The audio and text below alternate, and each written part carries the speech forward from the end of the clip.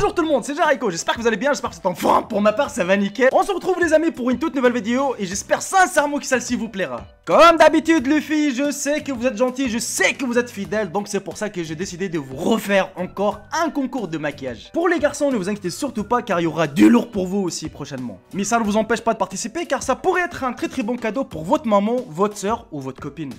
Je vous demande pas de s'abonner à la chaîne ou de liker la vidéo. Franchement, ça serait cool sinon de ta part. Il s'agit tout simplement des 3 anti-cernes Studio Finish de chez MAC avec un mascara. C'est-à-dire, il y aura 4 gagnants ou gagnantes. Mais plutôt de retweeter le lien qui sera dans la description, vous allez qu'à me follow sur Twitter et retweeter bien évidemment le lien. Bonne chance à tous et c'est parti pour la vidéo.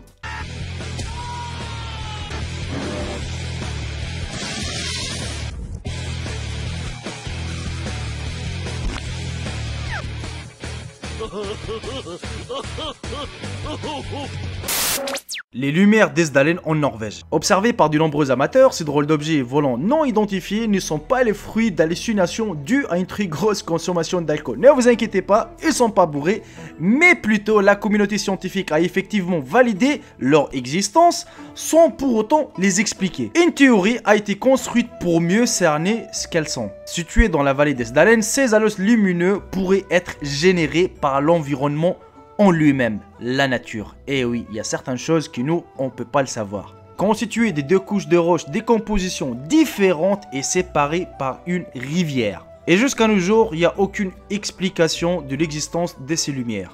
Cela fait déjà plusieurs années qu'un petit village du Kazakhstan connaît un bien étrange mal. Une épidémie des sommeils semble avoir contaminé tous les habitants de Kalachi, dans la partie nord du pays. Apparemment sans raison, des personnes de tous les âges et conditions physiques s'endormaient inopinément et pour des longues durées, jusqu'à 6 jours de perte de conscience. Aucune solution médicale n'était possible puisqu'aucun diagnostic ne pouvait être réalisé. Le gouvernement a donc décidé d'exiler les résidents et d'abandonner la ville. Les scientifiques se sont sérieusement attelés au problème. Mais leur solution la plus probante n'est pas valable. Leur théorie selon laquelle les habitants ont été empoisonnés par la mine d'uranium à proximité ne tient pas. Une autre ville est plus proche de cette ville, mais n'a eu aucun problème de sommeil. Et surtout, les analyses de son étaient absolument normales. Les cercles d'effet en Namibie. Les cercles grands et bien dessinés sont plutôt rares dans la nature. Donc, quand une grande quantité de formes géométriques se retrouve dans la même zone géographique, ça interpelle. Les théories ont fleuri et en 2013, un scientifique annonçait fièrement avoir résolu la question. Selon lui, une espèce de termite serait à l'origine de tous ces trous. Ces cercles d'effet seraient en fait des mini-oasis permettant la survie des insectes. Mais ils sont pas encore sûrs de leurs informations.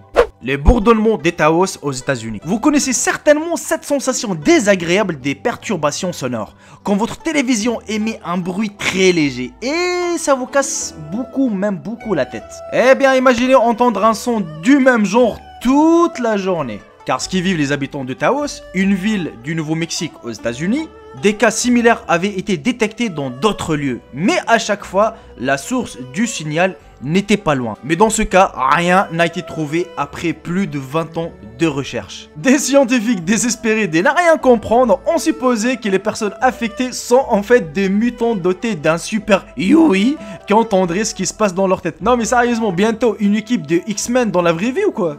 La bouilloire du diable aux États-Unis. Ou situeriez-vous l'enfer sous un désert, sous une ville surpeuplée, et pourquoi pas au Minnesota? Eh oui, je ne chante pas. Oui, le Minnesota, les amis, cet état des États-Unis plutôt éloigné de l'image que l'on se fait de l'enfer. Pourquoi? Eh ben, parce que l'eau disparaît dans les entrailles de la terre. Le long de la rivière brûle. Oui, enfin, en français, ça rajoute au côté diable, tu sais, enfer, tout ça, quoi.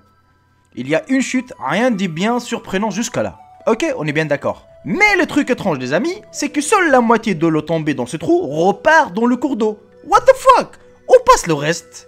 Eh ben, personne ne le sait, voilà tout simplement. L'hypothèse privilégiée est que, passé par un système des tunnels, cette moitié d'eau finit par ressortir dans un lac assez proche. Pour vérifier, des produits colorants furent versés dans la chute et des observateurs se postèrent sur les rives du lac pour voir d'où sortirait l'eau colorée. Sauf que ça n'a pas marché.